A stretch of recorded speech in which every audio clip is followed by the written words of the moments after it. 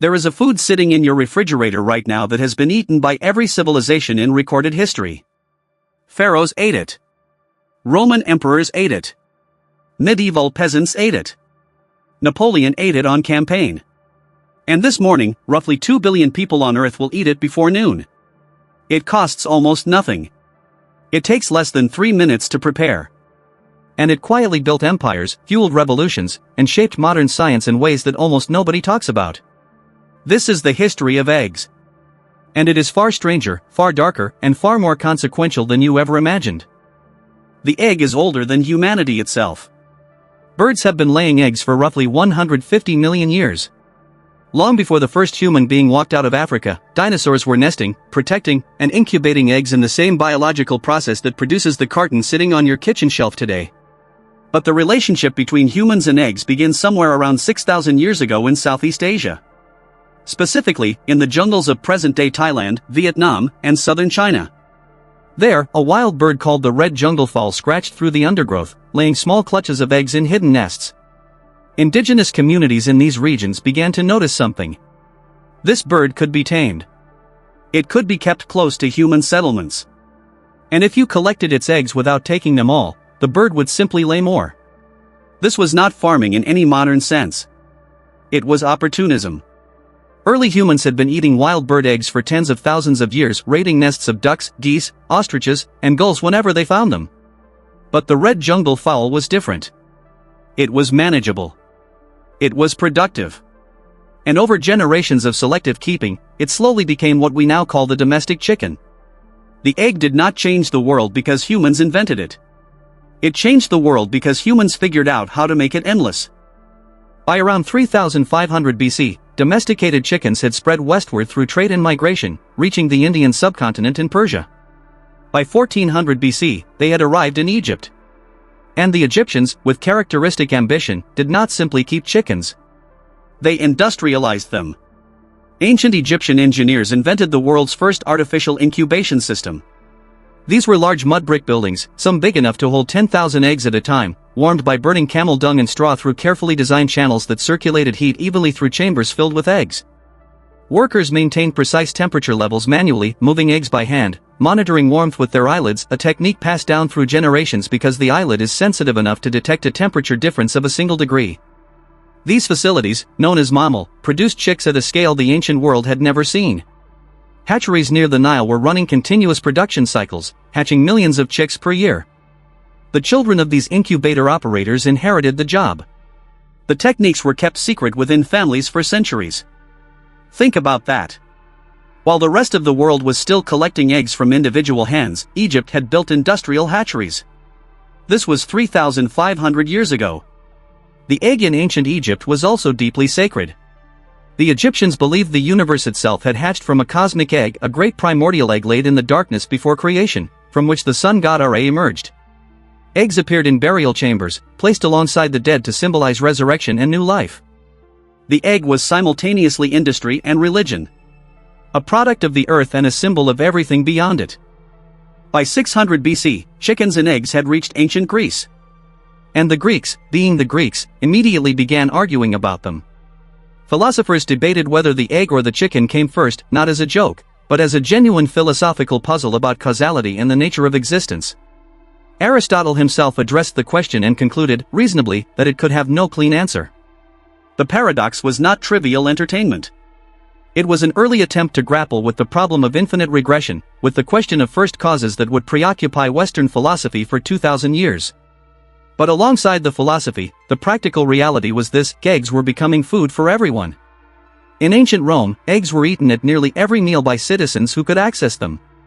Roman cookbooks, and they did have cookbooks, Apicius being the most famous, contained dozens of egg recipes. Eggs were fried in olive oil, boiled and dressed with sauces of fish and herbs, beaten into custards, and mixed into wine drinks consumed at banquets. The Latin phrase ab ovo usque ad mala, meaning from the egg to the apples, described a full Roman meal from start to finish. The egg was literally where the meal began. Wealthy Romans took it further. They kept exotic bird eggs as status symbols: peacock eggs, ostrich eggs, guinea fowl eggs, served at elaborate banquets to display the reach of their trade networks and the depth of their wealth. A single peacock egg at a Roman feast was the ancient equivalent of serving your guests imported Wagyu beef today. And Roman soldiers carried dried eggs on campaign. The logistics of feeding a Roman legion included egg rations. The most efficient military machine the ancient world had ever seen ran, in part, on eggs. When the Roman Empire collapsed and Europe fragmented into feudal kingdoms, the egg did not disappear. It became more complicated. The Catholic Church, which now dominated daily life across Europe, declared that eggs were forbidden during Lent, the 40-day period of fasting and abstinence before Easter. Chickens, inconveniently, do not observe Lent. They kept laying. So for 40 days, eggs accumulated in monasteries, manor houses, and peasant homes in quantities that could not be ignored. When Easter arrived and the restriction lifted, the solution was obvious. You gave the eggs away. You decorated them. You celebrated their return. This is where the tradition of Easter eggs comes from, not from some ancient pagan fertility ritual, as is commonly claimed, but from the very practical medieval problem of what to do with 40 days' worth of accumulated eggs on the first day you were allowed to eat them again. But the Church's relationship with eggs was more complicated than just Lenten restrictions. Monks across Europe kept detailed records of egg production. Monasteries ran significant egg farming operations. Eggs were used in the production of illuminated manuscripts. The brilliant yellows and golds in medieval religious illustrations were often achieved with egg yolk-based tempera paint. The most elaborate religious artwork in medieval Europe was literally made with eggs. Meanwhile, for the peasant majority, eggs were survival food. A family that kept a small flock of hens had a reliable source of protein regardless of what happened to the harvest. During famines, and medieval Europe had many eggs were often the difference between starvation and survival. Peasants paid rent in eggs. Eggs functioned as currency in local economies across England and France. The egg was not glamorous. But it was power. Quiet, steady, reliable power. When European explorers began crossing oceans in the 15th and 16th centuries, they brought chickens with them. This is a fact that tends to get lost in the larger drama of exploration and conquest, but its consequences were enormous. Spanish conquistadors arriving in the Americas found that indigenous peoples had domesticated the Muscovy duck and the turkey, but had no chickens. Within decades of European contact, chickens and their eggs had spread across North and South America, fundamentally altering indigenous diets. The reverse was also true. When explorers returned from the Americas, they encountered the eggs of birds the European world had never seen. The Aztec Emperor Moctezuma maintained vast aviaries, facilities housing hundreds of species of birds, including birds kept specifically for their eggs. Spanish accounts describe being stunned by the scale and organization of these facilities. The egg was moving in both directions across the Atlantic. And as global trade networks expanded, egg consumption expanded with them. On long ocean voyages, chickens were kept on ships specifically for egg production.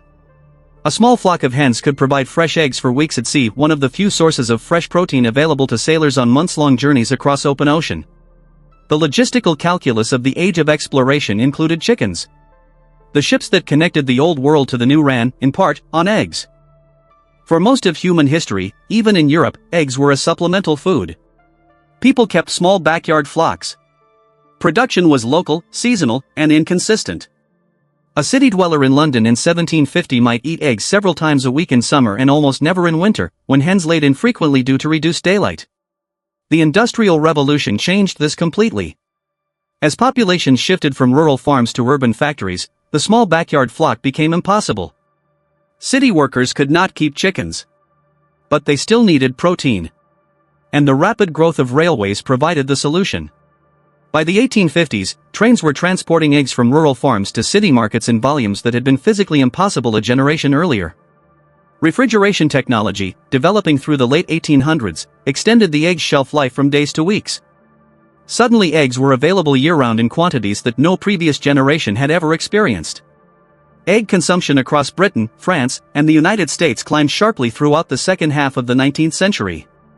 But production was still fundamentally limited by the biology of the hen, one egg per day, more or less, from a bird that needed space, feed, and daylight. That limitation was about to be removed. In the early 20th century, researchers studying poultry discovered that artificial lighting could trick hens into laying year-round. A hen's laying cycle is triggered by daylight length. Give her artificial light in winter and she lays in winter. The discovery was straightforward.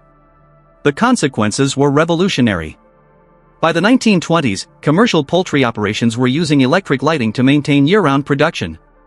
By the 1940s, the structure of industrial chicken farming, large enclosed facilities, artificial lighting, concentrated feed, was essentially in place. By the 1950s, a dozen eggs in America cost less in real terms than they had at any point in the previous 5,000 years of. But the cheapness of the modern egg came with a price that was carefully hidden from consumers. By the 1960s, industrial egg production had concentrated into enormous facilities housing hundreds of thousands of hens in battery cages, wire enclosures so small that a bird could not spread its wings. The logic was purely economic. More birds in less space meant lower costs per egg. And lower costs meant higher profits. The conditions inside these facilities were, by any humane standard, catastrophic. Hens lived their entire lives in spaces smaller than a sheet of paper, unable to engage in any natural behavior, no nesting, no dust bathing, no movement beyond a few inches in any direction. Debeaking, the partial removal of a hen's beak without anesthetic, became standard practice to prevent the stressed birds from attacking each other in the overcrowded conditions. The industry knew this was a welfare catastrophe. Internal documents from major egg producers, later surfaced by investigators, showed that companies tracked and discussed mortality rates, disease outbreaks, and behavioral abnormalities in their flocks with clinical detachment. This is the part that should make you angry. For decades, egg cartons carried idyllic images of red barns and open fields. The marketing was deliberate. The gap between the image and the reality was enormous. Consumers were paying for a fantasy while funding conditions that would have been unthinkable to any previous generation of farmers. The European Union banned conventional battery cages in 2012. The United States, after years of lobbying and resistance from the egg industry, saw California pass Proposition 12 in 2018, legislation requiring more space per hen that only came into full effect in 2023. The egg industry spent millions fighting it. And then there was the cholesterol story. And it follows a pattern that should feel familiar. In the 1960s and 1970s, emerging research linked dietary cholesterol to heart disease. The egg, which contains roughly 186 milligrams of cholesterol per yolk, found itself at the center of a nutritional panic. Public health guidelines in the United States began recommending that people limit egg consumption. For 2 decades, the egg was portrayed as a cardiovascular threat. The American Egg Board, the industry body funded by egg producers, responded the way the sugar industry had responded to its own inconvenient research. It funded studies designed to produce favorable results. It cultivated relationships with researchers at major universities. It placed representatives on government advisory committees. Internal communications obtained later showed explicit strategies for managing the cholesterol problem through favorable science rather than product reformulation. Meanwhile, the actual science was quietly moving in a different direction. Study after study through the 1990s and 2000s failed to establish a clear link between dietary cholesterol from eggs and heart disease in healthy individuals. The problem, researchers gradually concluded, was not the egg. It was the saturated fat consumed alongside eggs, the bacon, the butter, the processed meat, and the overall dietary pattern of which eggs were just one element. By 2015, the United States dietary guidelines quietly dropped the specific limit on dietary cholesterol. The egg was effectively rehabilitated. But the damage had been done. An entire generation had eaten fewer eggs based on guidelines shaped, at least in part, by industry-funded science. The pattern was identical to what the sugar industry had done. Fund friendly research. Attack critics. Delay meaningful regulation. And let the public bear the health consequences of the confusion. Today, the world produces approximately 1.4 trillion eggs per year. China is by far the largest producer, accounting for roughly 35% of global production. The United States produces about 100 billion eggs annually. Global per capita egg consumption has more than doubled since 1970, and it continues to rise as developing economies grow and demand more protein. The egg is at the center of some of the most significant conversations in modern food policy. Animal welfare advocates are pushing for cage-free systems worldwide.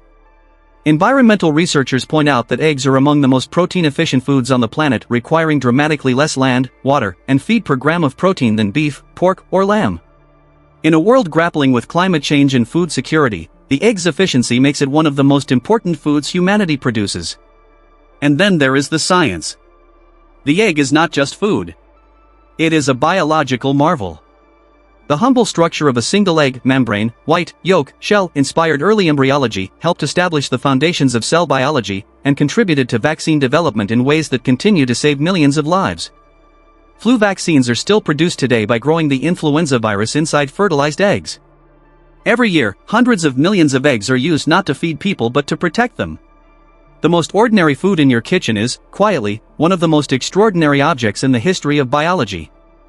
A 6,000-year-old relationship between a wild jungle bird and a species of curious primates built empires, sparked philosophical arguments that lasted 2,000 years, fueled the ships of global exploration, survived being banned by the church, got industrialized beyond recognition, had its reputation destroyed and rehabilitated by competing scientific interests, and ended up in your refrigerator for about 20 cents a piece. The egg built the ancient world's first food industry. It decorated the manuscripts of medieval monks. It crossed the Atlantic in the hold of Spanish ships. It powered the Industrial Revolution's factory workers. It sat at the center of one of the most consequential nutritional scandals in modern history. And this morning, 2 billion people will crack one open without a second thought. That is not ordinary. That is one of the most remarkable stories in the history of human civilization. Sitting in a cardboard carton. Waiting to be noticed. If this history surprised you, subscribe for more deep dives into the hidden stories behind the everyday things that quietly shape the world.